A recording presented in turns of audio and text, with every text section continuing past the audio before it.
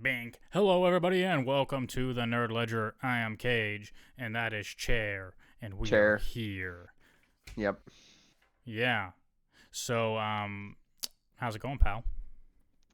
Good. Interviewed for a job that I was really hoping to get. Unfortunately, didn't get the job. I was just really nervous in the interview, and I just also, it's like an industry I'm trying to break into. It's like animal care, so I don't really Mm, have any real experience aside from volunteering. So I think if it's a real company, they were paying between $28 and $30 an hour, which is like a pretty good wage. All these nice benefits and everything like that. yeah. Uh, But the problem is I just think that if another applicant applied that had like real experience working in animal care, they're probably going to get the job over me because my experience is only in volunteering. So Yeah. you I mean, know, it happens.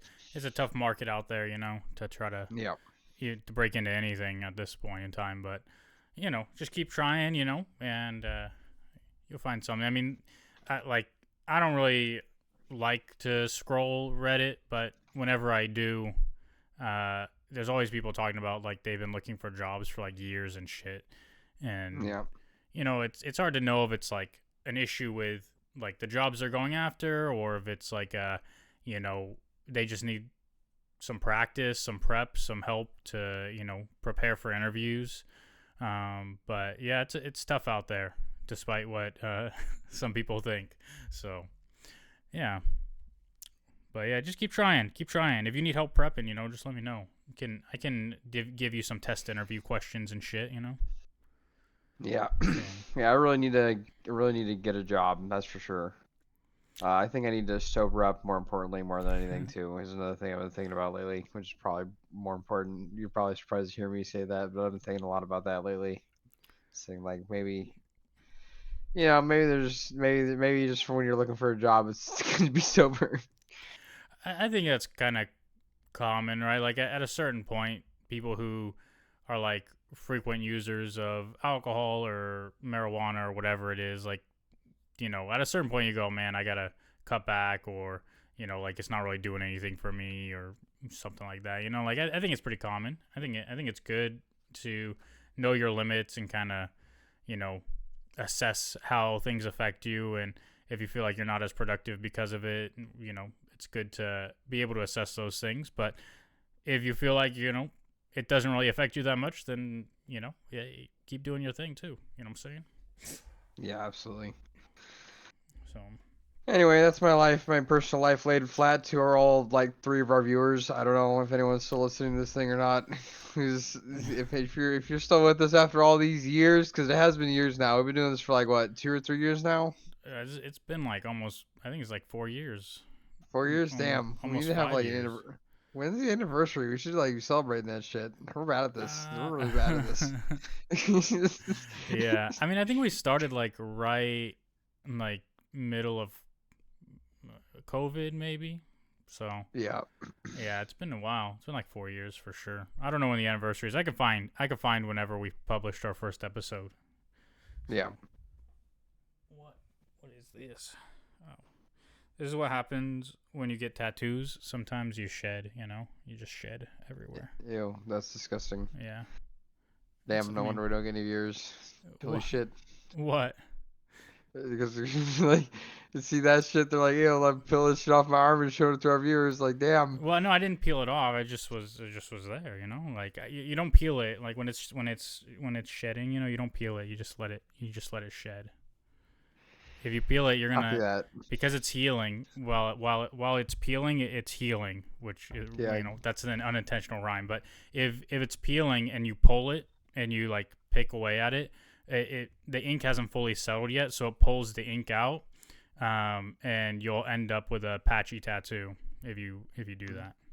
Um, yeah, so if you see people with patchy tattoos, it's either because they peeled them or because they went to an artist who wasn't very experienced and didn't go deep enough. That's what happens. Or got infected. So, hey. yeah. I don't know shit about tattoos. I don't want to get one because they're like expensive.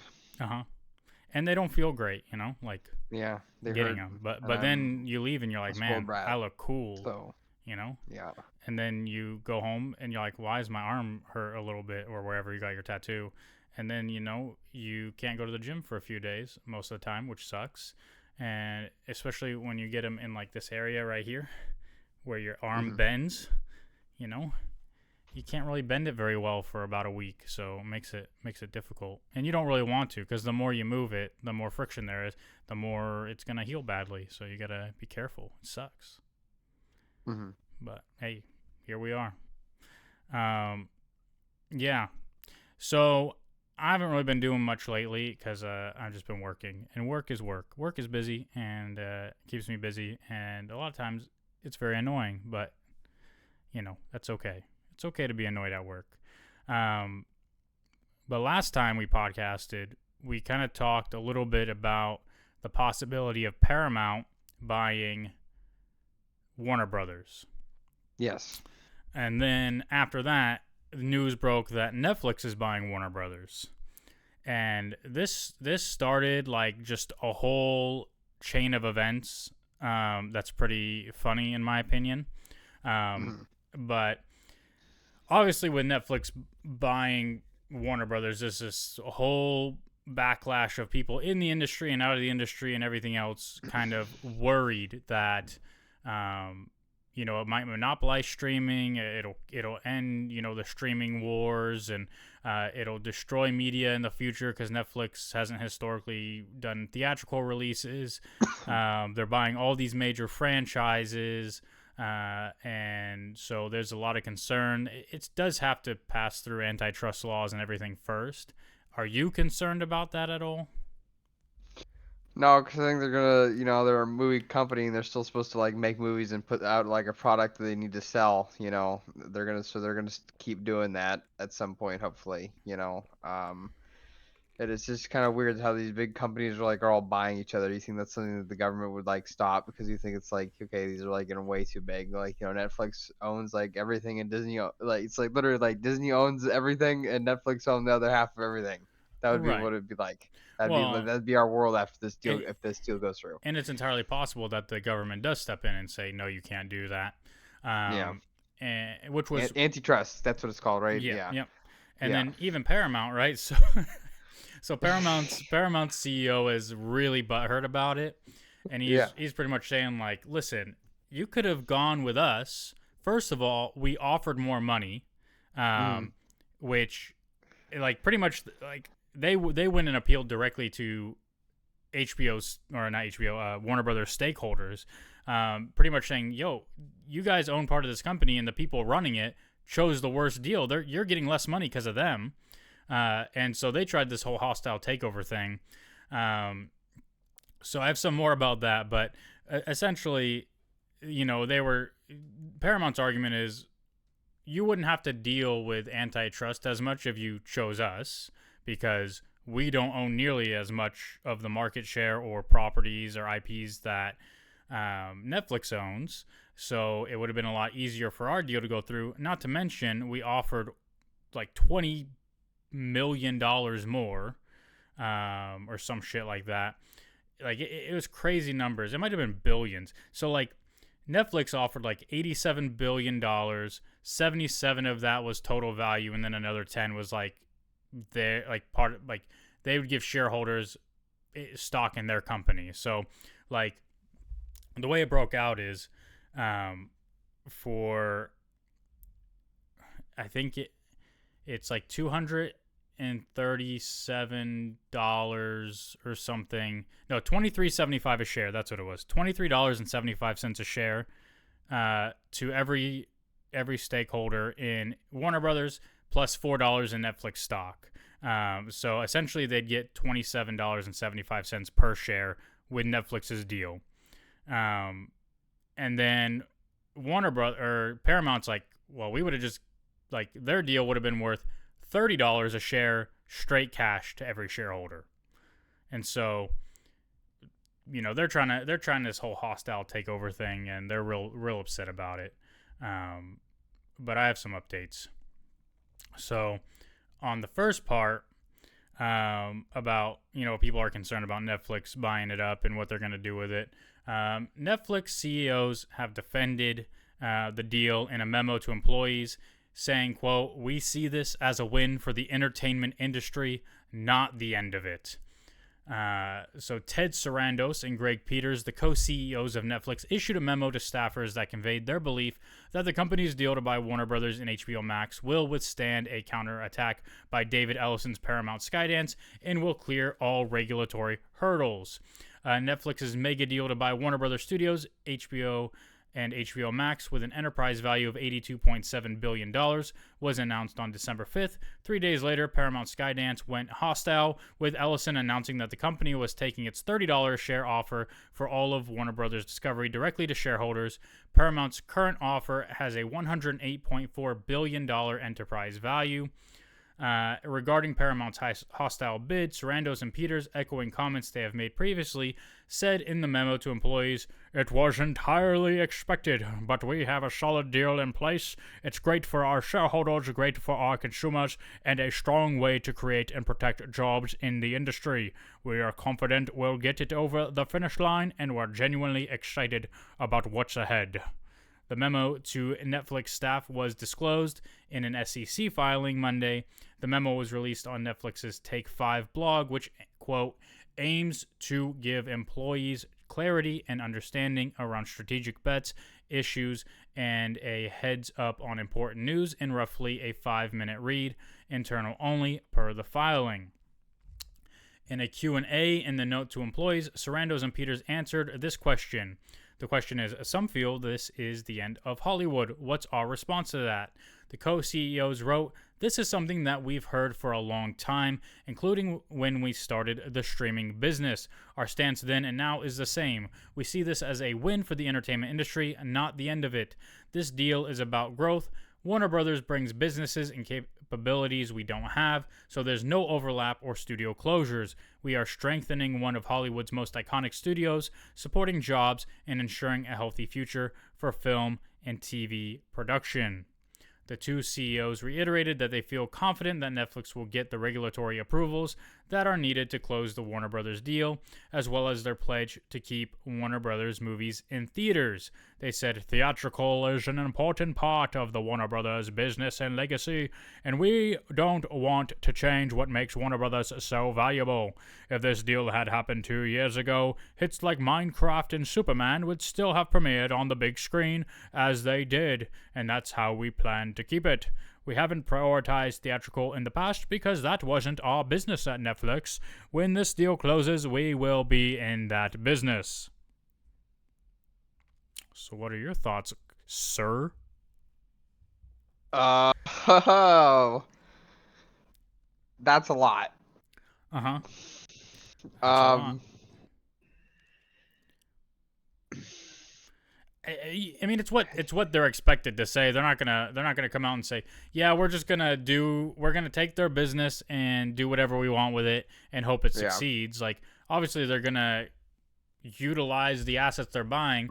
The real question is, if Warner Brothers was at a point that they felt they needed to sell for some reason, right? Maybe it's not sustainable. They're not making money like they used to. Theaters aren't doing as well as they used to, et cetera, et cetera. Well, what's the plan? What's the future, right? Why would you buy a company if you don't plan to make changes to improve it, if that company is not already doing well? Okay, so it's been a while since we talked about this stuff. So let's review real quick. Warner Brothers. What are they? They're Harry Potter, Lord of the Rings, Superman, right? Is that DC Studios? They own DC. Oh, they own DC. Okay, that's very important that they own DC. Mm-hmm. So Netflix could potentially own all these properties. That's crazy. Yep. That's crazy. That's. Yep. It's a lot. On one hand, it's a lot, man. Because on one hand, I kind of want them to, because maybe they would actually make shit. Because how long on this we've been doing this shit for 5 years. How long on this podcast have we been complaining about Warner Brothers like dropping the ball with literally everything they put out, like everything? Well, yeah, I mean, they absolutely do drop the ball. On DC Studios, how long have we been talking about this? How many times can they make flop after flop after flop after flop that doesn't sell and doesn't do well, and they have to soft launch the DC? Like, how many times have they relaunched it now? 3 times? 4 times? Well, yeah. I mean, they haven't had a direction in a long time. Pretty much they were doing random Superman movies and random Batman movies up until Marvel started building a universe, and then they said, we need to do that, and then they tried to do that, starting with 2013's Man of Steel. The Snyderverse failed terribly, and then they finally decided to end that and put James Gunn and Peter Safran as the heads of DC Studios, and they, launched Superman this year as their first in the reboot of the franchise. And so who knows what'll happen from there, right? Like, who knows if Netflix buys out Warner Brothers, do they continue to let DC Studios operate as its own studio, which you would imagine they would, right? The same way that when Disney bought Fox, I mean, they're not releasing, they're not releasing Alien and Predator movies under the Disney header, right? You don't see the Disney logo at the beginning of those movies. They're still under Fox Studios, which is just now owned by Disney, right? So you'd imagine they continue to let studios kind of operate as they are, but who they put in charge, how they allow them to operate, that's the question, really. So it could shake up potentially everything that we know. Like this whole thing with James Gunn, like being the writer of the DC, like, Yeah. this is crazy. This is nuts. It is nuts. If you take them at their word and think, they continue to kind of allow Warner Brothers to run as its own thing, who knows? But like, obviously they have to be, consequences for poor performance. There has to be some kind of vision there. And you hope they do something different than what Disney did with Star Wars, right? Because with Star Wars, Disney said, we're going to make a bunch of money no matter what shit we put out, right? And then we got the sequel trilogy. There was no plan. There was no forethought. It's just, we're going to put out movies to make money, right? And if that's the kind of shit that Netflix starts doing, then we're all going to just be very sad. Yeah. But what no matter who bought Warner Brothers, right? Because they were always going to sell, no matter who bought them. It'd be the same concerns. At least Netflix has money behind it, right? Like, But the thing is, and we've had this conversation for years, and who knows how the landscape is going to change, because the landscape changed during COVID because nobody was going to theaters. Yeah. And everybody thought the future was like simultaneous releases, things releasing on streaming the same time as they're releasing in theaters. Going to theaters now is just so expensive. Like, it's $20 for just a standard ticket, pretty much. So and popcorn, if you want the authentic experience, you want popcorn and a drink, that's another $20 right there. If you want candy, it's $25. And God forbid you ever want like any of the hot food they serve there that's like microwave food that's like $30 or $40. It just goes up like crazy. Yeah, but at the same for time, popcorn. At the same time, people will go see movies that warrant it, right? Like, there are still movies, including the Minecraft movie, that make a ton of money, right? Yeah. Kids movies make a ton of money. But people are starting to see through a lot of the shit now. Like, studios just putting out things, expecting them to make money, aren't necessarily making money anymore. So there are films that don't do great. I mean, look at the summer blockbusters, Superman and Fantastic Four. Neither of them broke $1 billion, right? Like, I think Superman made like $600 million or something, which isn't great. It's not terrible. It pretty much broke even, all things considered, with marketing budget and everything. And Fantastic Four, I mean, it didn't make a bunch of money either, right? It made $600 million as well. So there are real concerns over the future of cinema. But then you have studios saying, well, including Disney, who says, we don't think there's any future in streaming. We don't get the returns we expect. We don't get the viewership we expect. And because of that, all their budgets are getting cut. And they're not putting the money into streaming. So does that money then go back into the tank? Are we going to see a resurgence in theatrical releases and kind of these big budget, blockbuster films? I don't know. But that's what it seems like some studios think is going to happen. And it'll be good for Netflix from their point of view to have both of those arms ready, right? They can utilize their massive platform of Netflix while also utilizing the studios and film potential that Warner Brothers has. So Yeah, it's just yeah, we kept talking about this for a long time. Is how many times can this studio put out movies that nobody like everyone goes and sees like one time, and then nobody wants to go see it again because it was like really bad, and Yeah. it kept DC was supposed to be their flagship of like all the cool shit that they were supposed to be doing, their big blockbuster movies, and they kept making flops, like or they split even. They didn't like sell at the fucking theater like the Avengers did, for Dooms for Endgame, and like part two and part one. I forgot what they were Infinity called. War. It was Yeah. Infinity War. Yeah. I mean, that's the thing. Like Endgame, like it. People can't use it. A lot of people use it as a standard, right? But like, Hmm. it's the biggest movie of all time. Like, Yeah. like you can't say, well, if it doesn't perform, like there are people who genuinely say things like, well, if it doesn't perform like Endgame, it's not a good movie. It's like, Hmm. well, nothing has ever performed like Endgame. It's Yeah. literally the biggest movie ever released, aside from like maybe the first Avatar film because it was only released in IMAX, so all the numbers are inflated. But it is what it is. Like theaters have done everything they can, I think, to try to adapt so that it's more of an experience. The recliners and assigned seating is obviously a massive step up from when it was just a bunch of seats and everybody trying to get there like 10 hours early to make sure that they don't have a shitty seat, right? Like, Yep. you know, we've evolved past that, but now Standing in line in the rain. theaters Ah. theaters are much like there are far fewer seats now in the theaters, meaning that the tickets are more expensive because you know it takes a lot more to make up for those missing seats, and it has to be worth it for people. Like most, this is something that really annoyed me is like theaters are trying to do these re-releases to get people to come to the theater, right? And so you have re-releases all the time of Star Wars and Lord of the Rings and Harry Potter and all these big franchises. And the Lord of the Rings re-release coming up in January, tickets are $20 per movie. Like it's absurd. Why is it so expensive for like an event like that?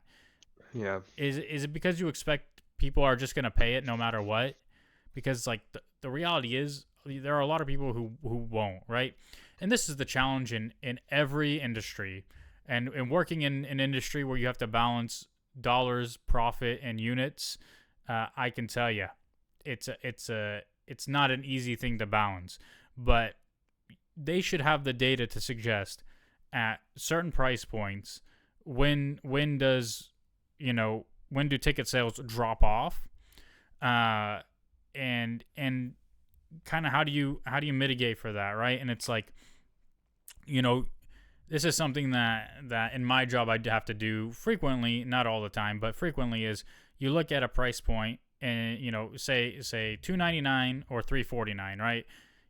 At the higher price point we're going to sell 1,000 less units than at 299, and you kind of have to figure out if it's worth it, right? If it's if you're gonna make more profit and make more sales dollars at a lower retail because you're gonna move that unit needle up so high, then you do that. But if you're not, if the unit loss still results in $1 in profit gain, then you move up. And that's just how things go. That's how business goes. And so I don't know why they think, I don't know what the gauge is, but I think they'd sell enough at $15 a ticket to not have to be $20 a ticket. They would make more money that way. That's my opinion, though. So I don't have any data to back that up. Anyway, that wasn't interesting at all. Um, okay. No, I think it is interesting. You have a very good. You have obviously have thought deeply about this. Like, have a lot of opinions to share, and I trust your like your opinion. You try to be grounded and rational about these things. It's just I have zero thoughts at all because I haven't been thinking about this shit. I've been thinking about what's going on in my job interview, and then reacting to my job interview, you Well, know. So I just got other things going on. Like, I've obviously been, you hear about this. It's the only thing going on, it seems like, in the news, like, other than, like, that guy, they're searching for that one, like, mass shooter, that manhunt for that mass shooter guy. the one Seems from like it's like, Brown. yeah, Mm-hmm. seems like that's what's all over the news, just like this murder. and that manhunt, You know which what's is like funny? great. I love American television. Yep. Last What's up? night, my wife put on Donald Trump's, primetime announcement speech, whatever. There was no real announcement, but he did a primetime, speech or whatever. And so she put it on, but it was like already over. And so it was all the talking heads talking about it. And I was just like, like they were playing clips, and I was just like, Donald Trump is just kind of a meme at this point, right? Which can be dangerous, but like, I'm like, there's no point in watching it, and there's no point in listening to people talk about it, because the people who support him are gonna suck him off and say how amazing he is and how everything he does is great, and the people who hate him are gonna just say he's lying and all this stuff is bullshit and blah blah blah. And guess what? None of it actually matters, like in the long run. And I get it, people will say it does, but the reality is he's talking about the economy, and you can't do anything about it really, other than understand the reality of it and how you're feeling. And if things are tough for you, you just be a little bit smarter about it. Like, nothing the president says is going to change the way I handle spending or budgeting, like it's ridiculous. I don't get why anybody gave a shit, but people care, and people want to defend their team and wear their jerseys and do whatever. And I'm just like, times are tough. I'm not going to buy the shoes I want that I don't need right now. I'm not going to buy that extra jacket I want that I don't need right now. I'm going to spend the money on the things we need, food and shelter and all that shit. And I'm not going to, spend it on things that I don't necessarily need, even if I feel like I can afford it right now, because it's an unsure economic time. That's the reality. And not enough people do that, so they wait for their own mighty lords and presidents and stock market people to come out, and financial analysts to tell them how they should behave and how they should invest and how they should spend their money. And it's like, I don't get all that. But hey, that's just me. Because it's easy to do that because you just, you don't really think about a whole lot, and you just go to your job, and you just, and consume the slop and consume the slop with your mind, and you just keep moving on. Like, that's what I'm doing right now. I'm having a pretty good time. I'm just literally Yeah. like, I just go to my job, and then I come home and I play Star Wars Galaxies. And if I was gonna get a new job, like my whole life would have revolved around probably just playing Star Wars Galaxies and um you know uh Yeah. working that job and not like doing anything else like with my life. So You it's know, an it you know go what's ahead. really funny is Mm. I went to this industry event a couple weeks ago, and I was talking to this guy, and I kind of know him already. Like, I don't work with him directly, but I know him. He's like a head salesman at a company, and I was talking to him, and he was like, "Oh, did you always work here? Like what did you do before you worked for your company?" And I was like, "Oh, I worked at a yacht harbor." And he's like, "Oh," he's like, "Where at?" And I was like, "In Discovery Bay." He's like, "Oh yeah, I keep my boat there." And I was like, "Oh, interesting." Hmm. I was like, "Yeah, I stopped working there in like 2017." He's like, "Yeah, I think we've had our boat there since 2016." I'm like, "Yeah, they sold a couple times." He's like, "Yeah, and it's shit." Yeah, it's way different now. Apparently they got a security camera in the break room. Apparently they got one in there now, just Oh, quickly. okay, Yeah. Yeah, all right. in the room, dude. Imagine in that room, the legendary room now, and now it's not a safe space anymore. Well, Oof, I, who would have thought? I mean, they at least How many years did we spend sitting down there playing some stupid fucking card game because it was it, cold as fuck outside, and we just finished bailing out the covers? Dude, it's like fucking 1 o'clock. You're just cold as fuck. Fucking KT comes in and turns on that fucking dangerous ass heater, that fucking yeah, wood ass the room. black mold, the black Yeah. mold heater. Yeah, Oh Jesus, dude, those some times in that fucking job, man. yeah. It's important to work jobs like that in your life. I feel It like don't work just is. for the But to get apparently, stories. apparently, what they'd been doing is like they were like grandfathering people in whenever they'd raise their rates, and then eventually they're just like, "Oh yeah, now we're just gonna raise it on everybody." So like he said he's been there since like 2016 or whatever, and like he hadn't had a cost increase for his slip since then, and then it all just hit out once. It was like a 90% increase, which is crazy. Like that, people will just straight up leave when you do that shit. So I don't know. But apparently they're not making very good business decisions out there. So And let me tell you, putting cameras in break rooms is also not a very good business decision. I'm sure they're not paying the attendants there very much. They're probably all getting minimum wage, and so you can go work other jobs with less scrutiny and less bullshit. So, but it was fun. Yep. It was fun back then, So, Yep. when it wasn't fucking stressful. Anyway, back to Netflix CEOs. Netflix CEOs. They said, looking forward, we've got a small but mighty team of experts working on this so the rest of us can stay focused on the big 2026 ambitions we've established for our business. We've got huge potential still ahead of us, even before we factor in Warner Brothers, so our focus should remain on realizing that potential based on organic growth. We know that's easier said than done with all the headlines and speculation, but continuing to deliver for our members is the best thing we can focus on. So they said that, and then the head of Warner Brothers also said that Paramount, he called them inappropriate for proposing a compensation package worth several $100 million. Nobody really cares about any of that. But here's the best part of all this, right? Netflix is buying Warner Brothers and HBO Max from Warner Brothers.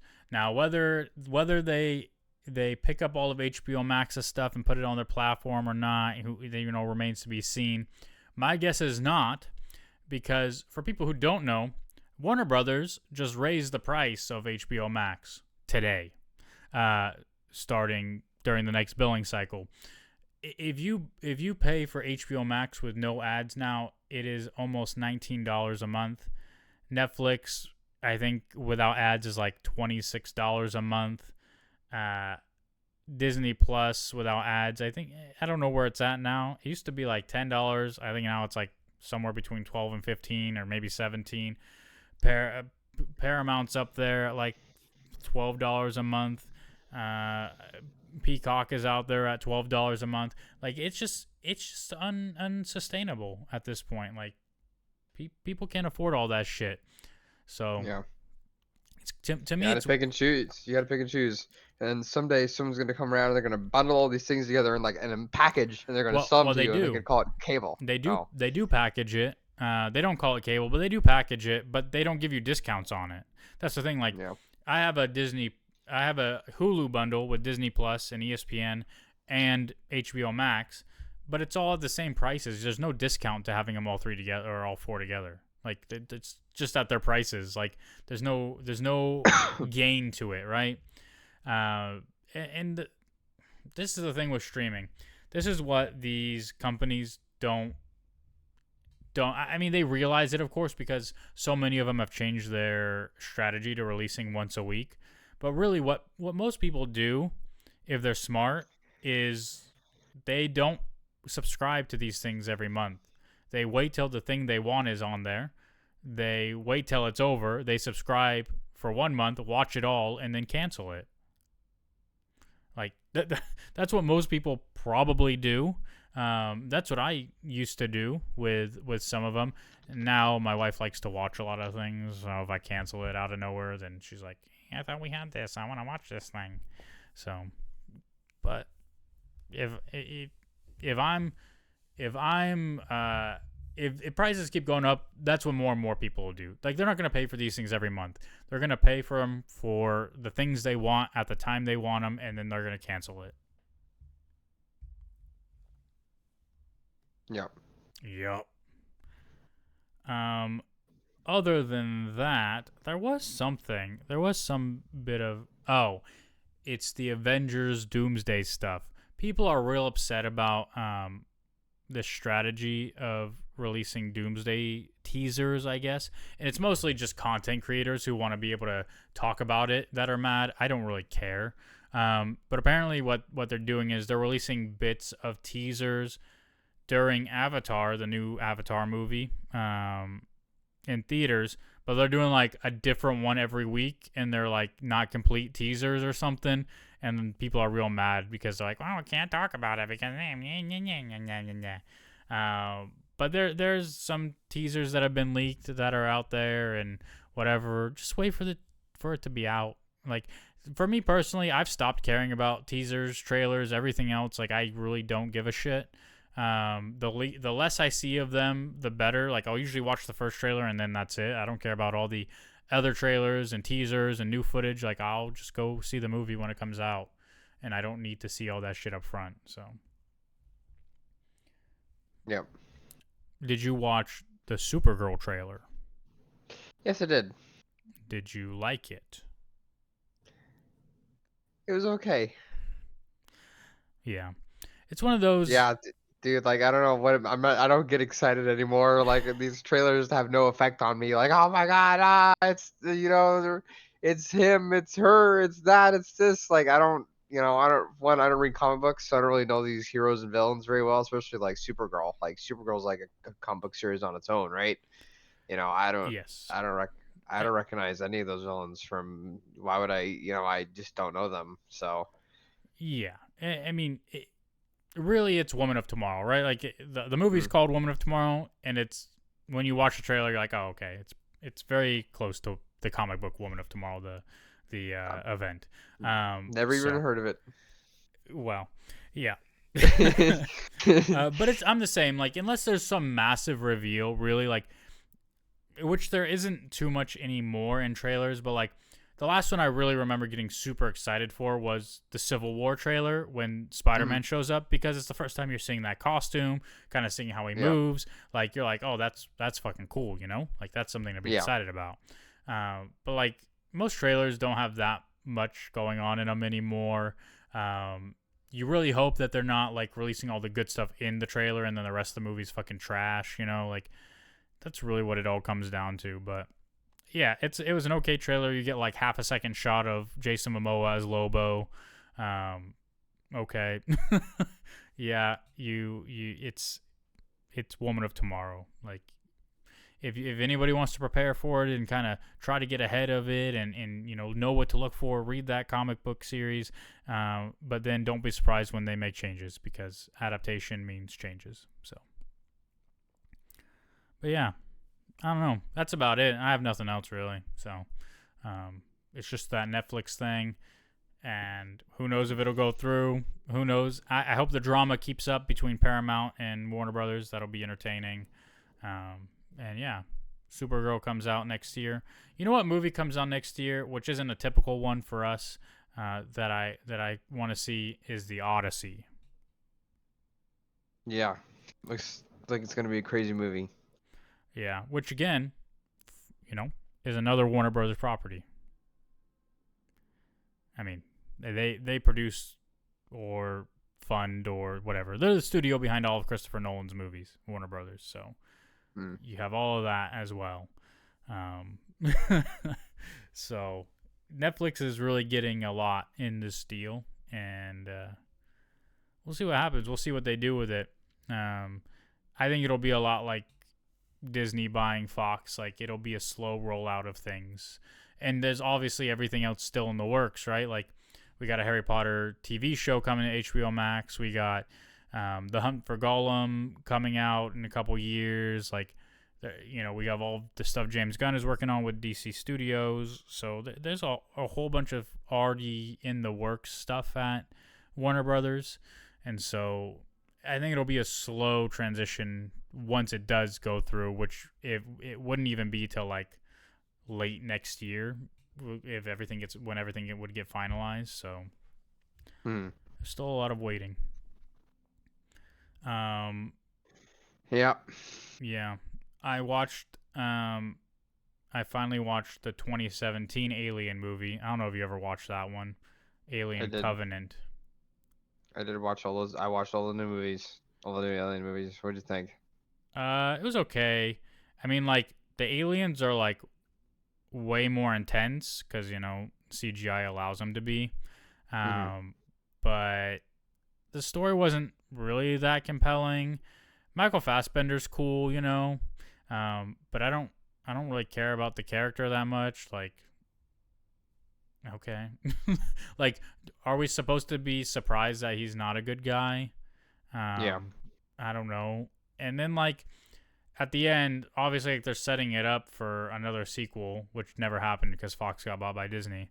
And then there is a Mm. new Alien movie that Disney did. I don't know what it's called, but I didn't watch that one yet. Did you watch the newest one?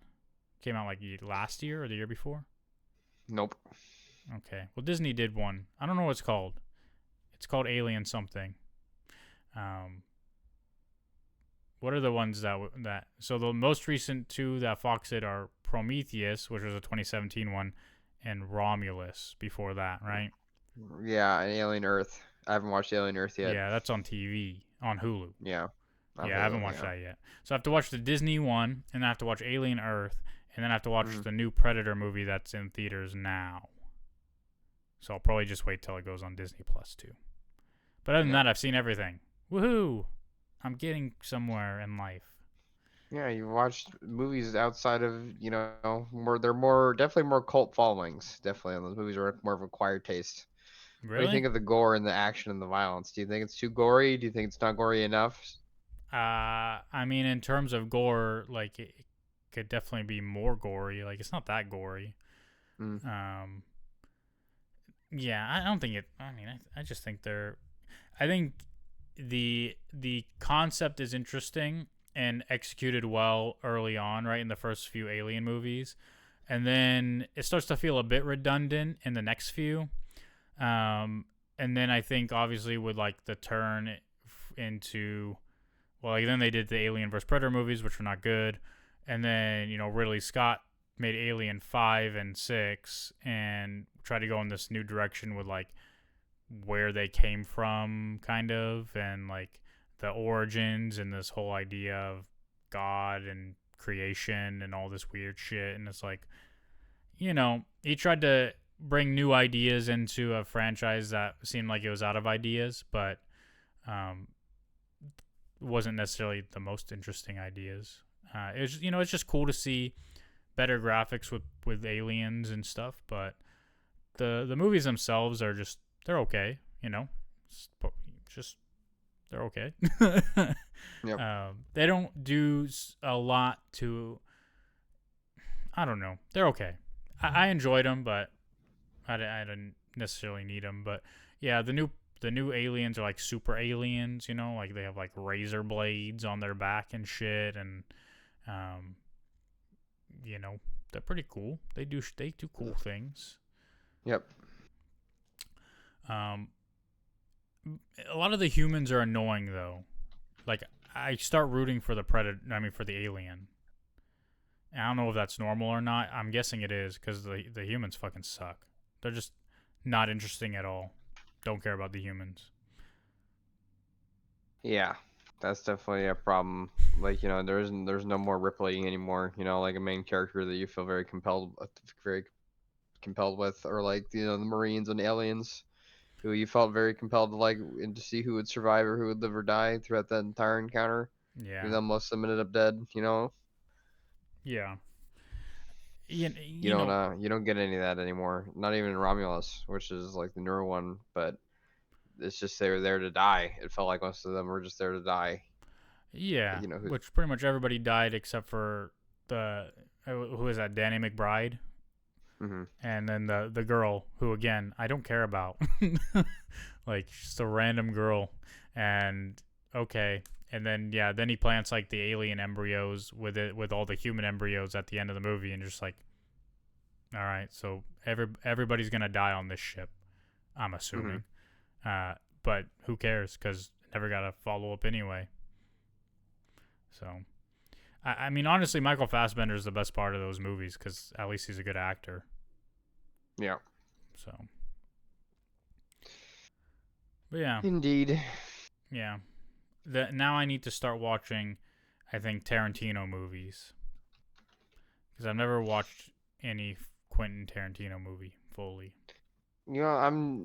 I wouldn't consider myself the biggest cinephile in the world, but I've like watched a good chunk of movies, and I don't know, like I just some oldies that I really like, but other than that, Yeah, I I just don't. I just don't go. I don't go out of my way to watch movies anymore. Yeah. I, Tarantino also is kind of like just an asshole as a person, which Hmm.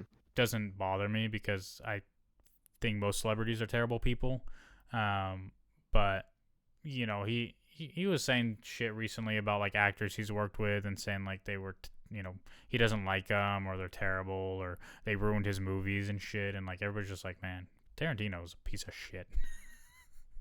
I'm just like, Hmm. well, who cares? I mean, yeah, maybe, but you know who's awful as an actress?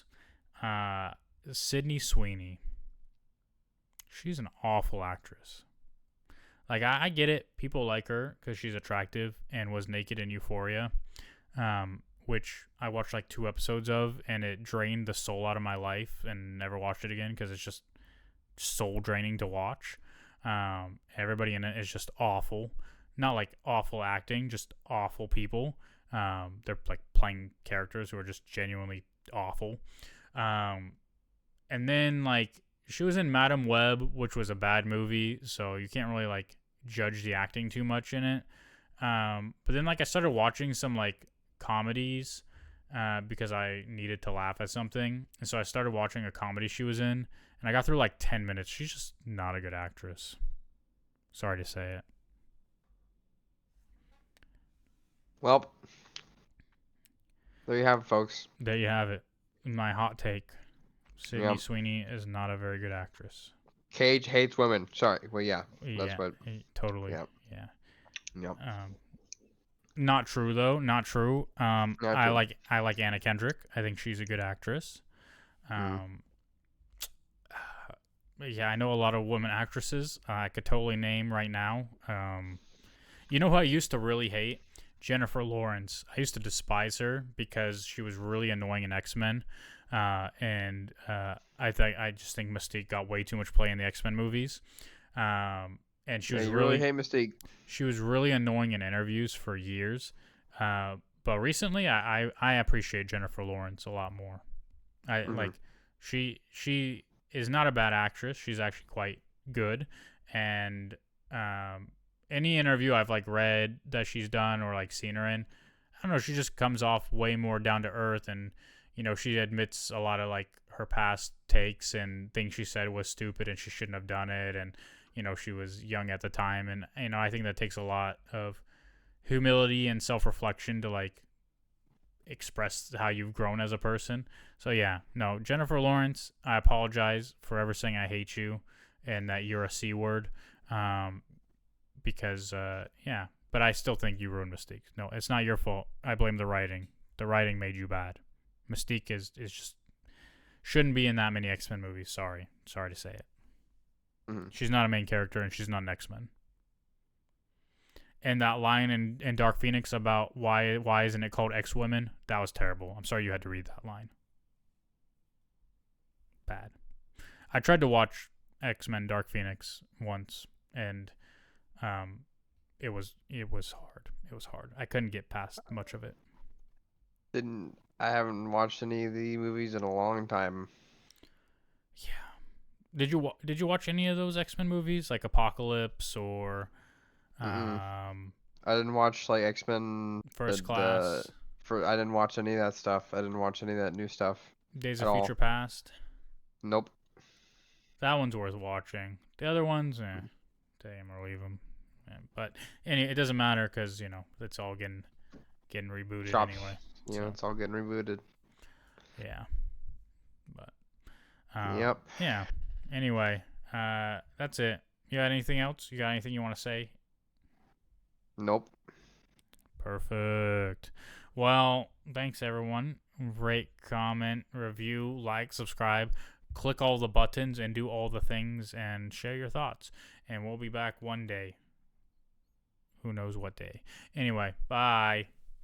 Bye. Ugh.